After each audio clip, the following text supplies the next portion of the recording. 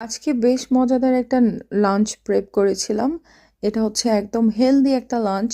And লাঞ্চে কী থাকছে সব কিছু নিয়ে থাকছে আজকের ব্লগটি। হেই everyone, welcome to my blog and welcome to my. এই যে এখানে রান্না করার জন্য ব্রকলি নিয়েছি, এখানে 2টা ব্রকলি নিয়েছি।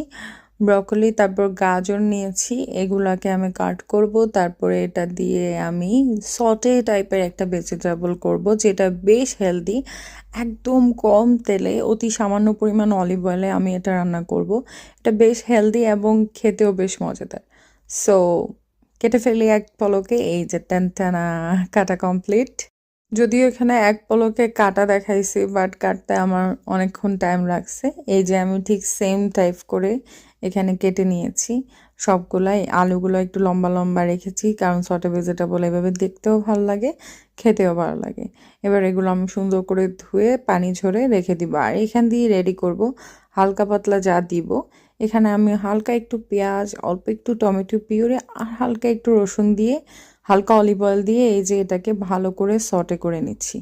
একদম ভালো করে এটাকে করে নেওয়ার পরে আমি এটার মধ্যে হালকা পরিমাণ হলুদের গুঁড়া আর মরিচের গুঁড়া দিয়ে হালকা একটু ঝোল দিয়ে, এই যে হালকা পরিমাণ ঝোল দিয়ে এবার ব্রকলিগুলা দিয়ে দিব। আমি কিন্তু আর কোনো পানি ইউজ করব না, এটাই আমি একদম ঢেকে দিব ভালো করে মিক্স করে। তারপর ঢেকে দেওয়ার পরে এটা মোটামুটি বাষ্পে যে পরিমাণ বাষ্প হবে এখানে, ওই বাষ্পের মধ্যে কুক হয়ে যাবে। একদম রান্নার শেষ পর্যায়ে আমি দিয়ে দিব হালকা একটু গোলমরিচের গুঁড়া ছিটায় দিব, যেটা টেস্টটা প্রচুর এনহ্যান্স করবে।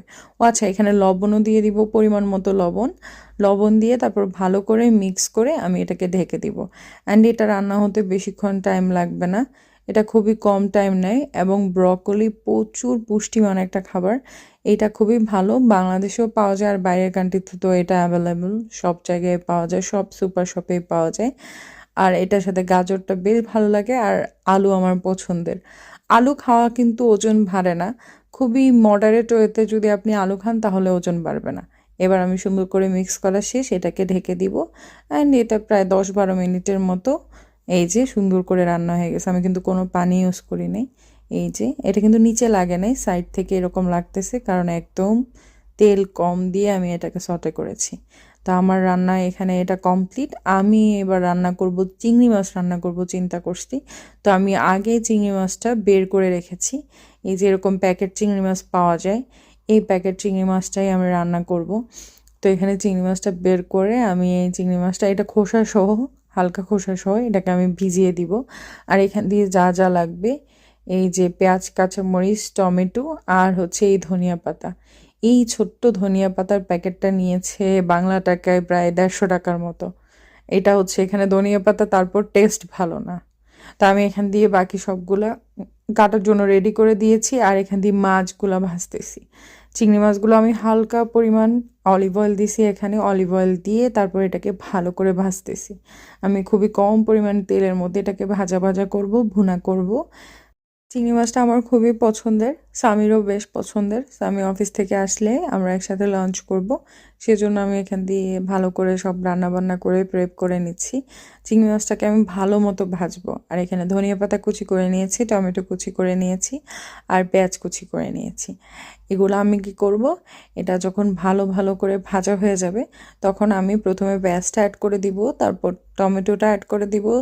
তারপর আমি হালকা একটু মশলা ইউজ করব, ওই মশলাগুলো দিয়ে চিংড়ি মাছটাকে মোটামুটি হালকা পানি দিয়ে এখানে কুক করে নেব। এই যে এটা প্রায় হয়ে এসেছে। আমার ধনিয়া পাতা কী পরিমাণ পছন্দ, খুবই পছন্দ। আমি পারলে ধনিয়া পাতা রান্না করে খাই, এরকম পছন্দ আমার। বাট এখানে ধনিয়া পাতার অত ঘ্রাণ নাই, তো আমি বেশ অনেকটা ধনিয়া পাতা, বেশি করে ধনিয়া পাতা দিয়ে দিচ্ছি উপরে।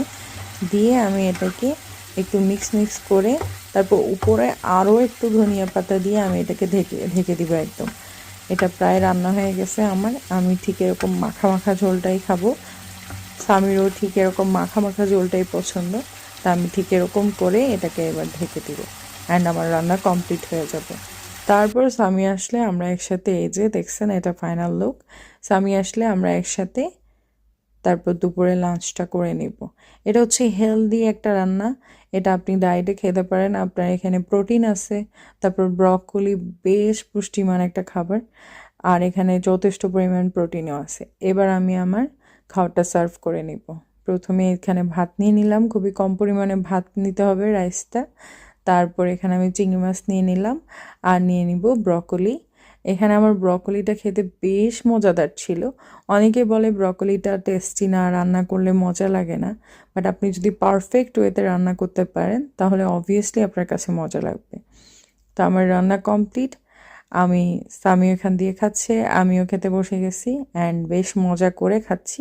এখানে কিন্তু খুব কম কোয়ান্টিটির রাইস নিয়েছি অ্যান্ড এটা হেলদি, সো আপনারাও এভাবে খেতে পারেন। That's it for today.